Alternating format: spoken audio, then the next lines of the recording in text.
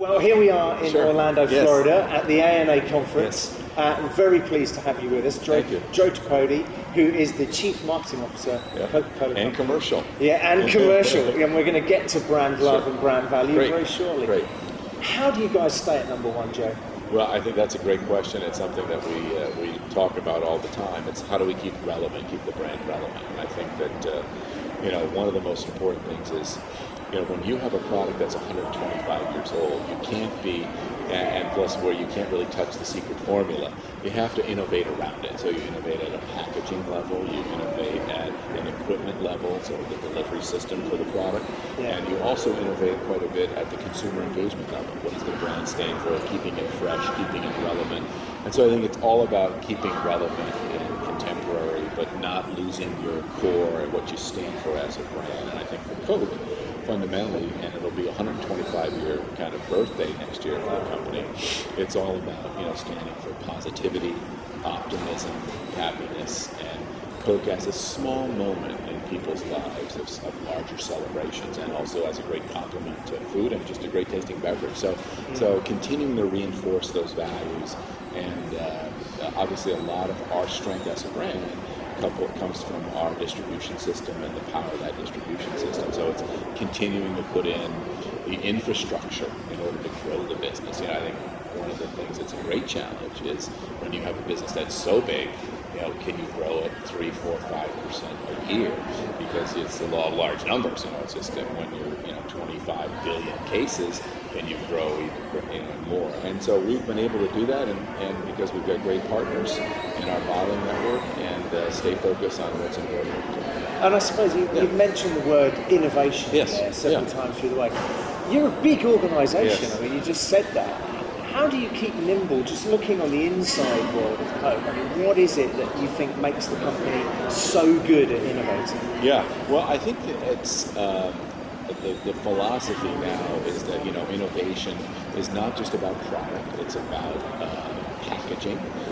It's around the coolers. It's around the delivery system. I think the thing that makes us really good at innovation, and we're getting better all the time, is the fact that we've kind of built a network where it says, we want great ideas to come from anywhere, and they don't need to.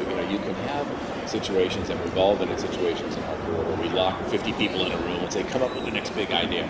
But my experience is that isn't the most effective way. My experience has always been, you've got to create a network, a connective tissue, so that if somebody's in the shower in Singapore and they have a brilliant idea for a product or how to engage with the consumers in a different way, that idea gets swept into this network so that somebody takes a look at it. And it's that connectivity, it's that constant shortening of the learning loop, it's that the ability to move wisdom, learning, knowledge out to the fringes of your company faster than a competitor is something that allows you to innovate, because what you want to do is it's a continuous kind of learning organism, and that's almost cultural. So it has to be cultural. It has to be everybody thinking about from their perspective, what am I going to do to continue to keep the brand fresh and relevant, and not just one brand, but our portfolio of brands. Which is an interesting question, because one of the things you mentioned in your speech this morning was that you said some may accuse of us having too many brands, which I thought was an interesting comment. Do you think you've got too many brands? I think we do. And I talked also this morning about this concept of margin dilutive complexity. When you have a global business system of our scale and size, and it's not just us and the bottlers and the retailers and the NGOs and the governments and the supply chain. It creates enormous complexity. Then when you layer in 500 brands, and then you layer in literally thousands of products off that, one of the things that I've been talking about is simplification. Simplification in the form of SKU rationalization, brand rationalization, simplification as it relates to, are we working with too many agencies? Is our supply chain effective and efficient? So you kind of look at the total business universe and go at those things. And my sense is that companies sometimes go down the path in certainly the beverage business of endless and what I call mindless flavoritis, so mindless flavor extensions off the core brand, which end up giving you a very short-term blip, but don't really deliver long-term sustainable brand equity value for the company. You'll get the blip, and then, oh, gee, the next year, well, what happened? It was an in and out. And so we've done a really good job over the last few years of kind of reining in that disease of flavoritis and get much more focused on some the core elements of the brand, and not think that we're not kid ourselves into believing that just flavor extensions are the panacea of all growth issues. They're not. So it's a very disciplined way of thinking about how you develop the future of the business. Trying to, yes. Let's just turn for a second to, a marketing campaign, if that's even the right words. I think it helped you to actually help reinvent the brand yet again. Sure. The way that you handled the Football World Cup this year. First brand probably really to sort of take a song and turn it into an anthem, which not just became for the brand, but became for the whole event itself. Yes. Where did it start, and how did you fan the flames in order to make that happen? Because it really did take a life of its own. Yeah, it's a great question. I think where it started was, a few years ago, we said we were really looking for a powerful anthem, and we got together and I said, we want this to be so powerful that people in the stands are chanting these. It all gets back to that kind of 5-note mnemonic. And I said, well, how do we turn that into something that people in the stands would be chanting about? And the way it kind of worked was, we identified a young up-and-coming Somali kind of rapper poet, Kanan, who really no one knew at the time. And he had a wonderful, heartfelt song, a deeply emotional song about his time in Somalia and Mogadishu and leaving that country. And it was actually a tough song.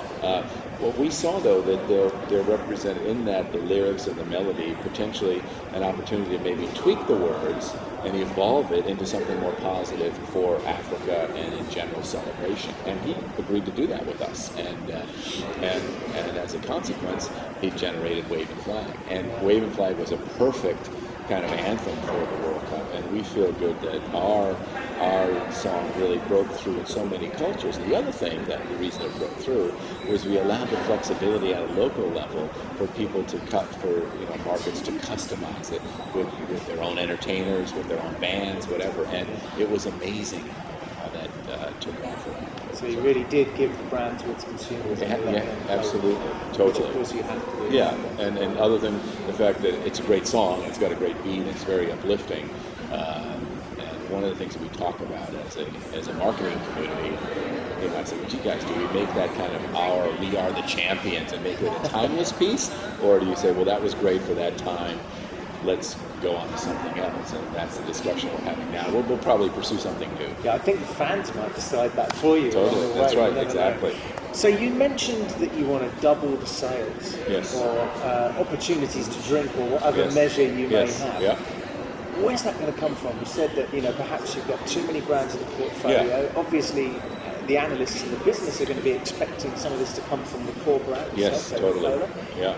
How are you going to get there? It's a big ask. Yeah, it is a big ask, and I think that interestingly, we don't believe even our most developed markets are tapped out. In fact, even in North America, where we've been under some pressure for the last few years, we were able to grow our sparkling business in the second quarter this year, and hoping that growth continues.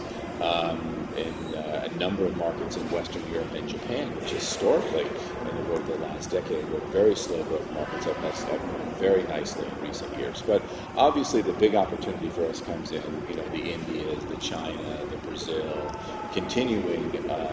Even in Mexico, which has by far our highest per cap, so we measure 8-ounce servings per year per population, over the population. Even Mexico has been growing substantially.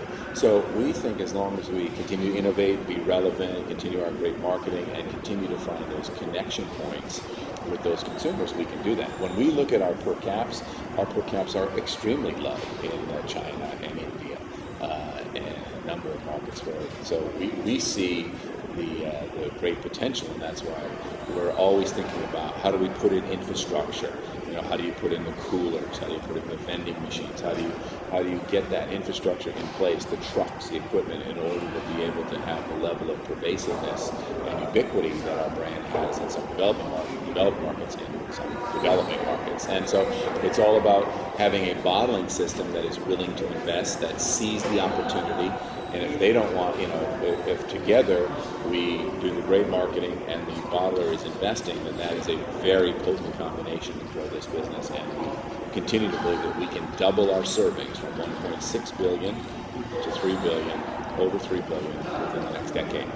So I guess you're looking forward to remaining at the #1 position on the Best Global Brands League table. I would hope so. I would hope so, Jez, that we can, as I said in my speech, you know, when that comes out every year, I call my wife and I say, I haven't screwed it up yet, you know, so it's good being #1, but we remain very hungry and very humble because we know how quickly that can turn. And so you have to be focused. You can't really believe your own press clippings or your own reports, and you've got to say, how do you continue to reinvent the business? How do you continue to think about consumer engagement? How do you continue to think about placements of your equipment and your assets strategically deployed around the world? And it's a world of opportunity for us, quite honestly. Joe Tripodi, Chief Marketing and Commercial Officer for Coca-Cola. Thank you very much. It's been my pleasure. Thank you. Very nice.